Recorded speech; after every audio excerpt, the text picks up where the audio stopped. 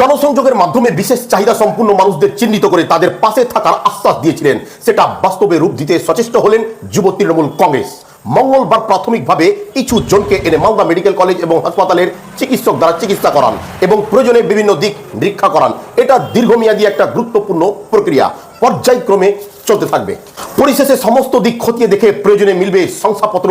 সেই প্রচেষ্টায় বিশেষভাবে চাহিদা সম্পন্ন মানুষদের পাশে দাঁড়ালো মালদা জেলা যুব তৃণমূল কংগ্রেস। মাননীয় সাংসদ তথা সর্বভারতীয় তৃণমূল কংগ্রেসের সাধারণ সম্পাদক মাননীয় অভিষেক বন্দ্যোপাধ্যায় সেবাশ্রয় প্রকল্প মাধ্যম দিয়ে হাজার হাজার মানুষের চিকিৎসা সুচিকিৎসা ব্যবস্থা উনি করেছিলেন।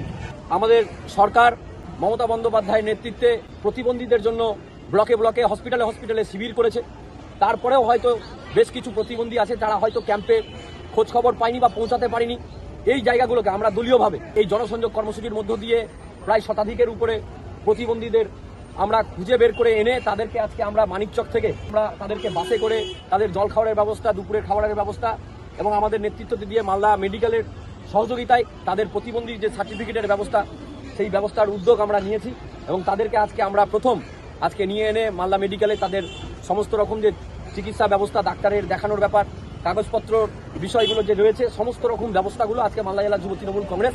জেলা জুড়ে চলবে না শুধু মানিকচক? এটা জেলা জুড়ে প্রতিটা ব্লকেই আমাদের এই কর্মসূচি চলছে।